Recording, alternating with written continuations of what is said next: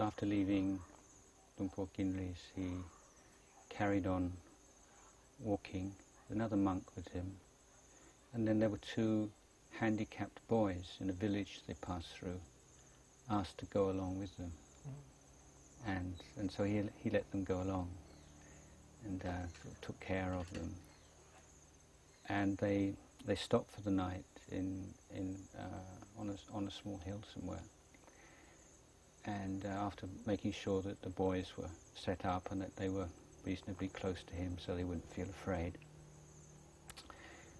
he looked for a place to put up his glot, his umbrella, and then he remembered this old saying that he never understood: don't ever rest on an old path, don't spend the night on an old path. And he thought, wonder why that is, maybe just an old wives' tale.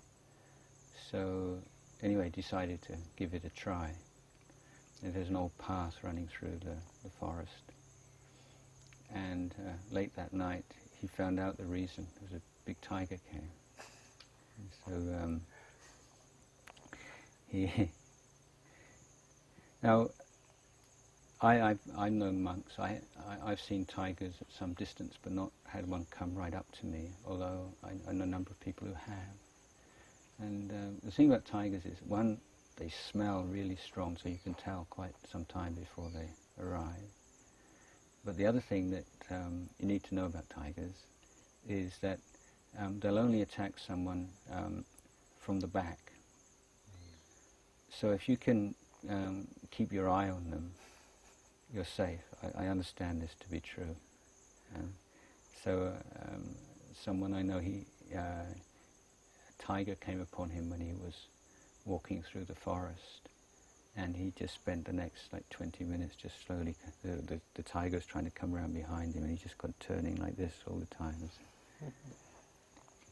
So in most cases the tigers, not going to attack people unless they're injured or they're too old to hunt or for some reason.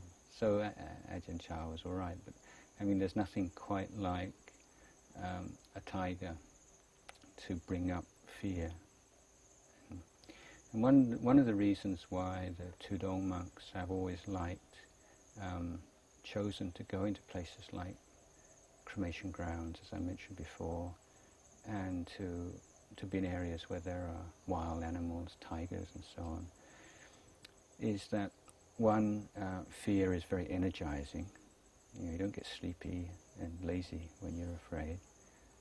But the other reason is that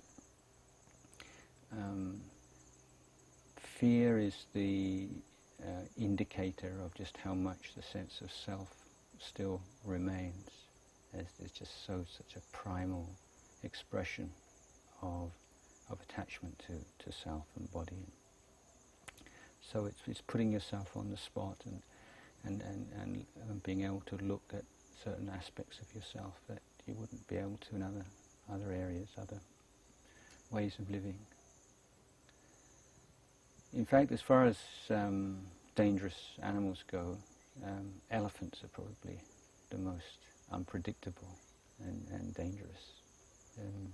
There have been cases I know of monks who've been killed by elephants, but I've never heard of monks being killed by tigers. Anyway, Ajahn Chah, after a while, he'd been travelling with his companions, and he really felt the need for some solitude. And so the monk took the young boys back to the village, and they split up. And this is the first time he'd been really completely by himself. And he found a little deserted monastery to stay in, and then really started to put effort into his meditation.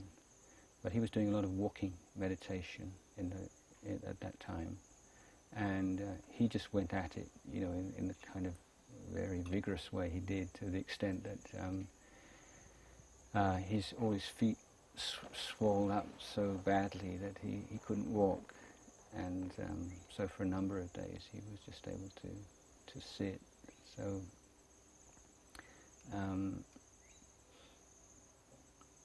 but his practice was developing more and more, and he was very impressed by the importance of sense restraint as a support for practice.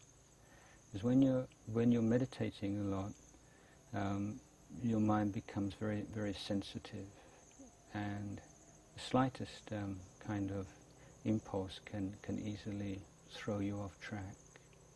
And so if you're careless with your eyes or with your ears, and you're not like vetting and carefully sieving through the things that you want to receive into your mind, you can slow down the progress of your meditation quite a lot. So these are kind of basic principles that he was finding out for himself, things that I'm sure he'd read before, but were becoming clearer and clearer to him through his own practice.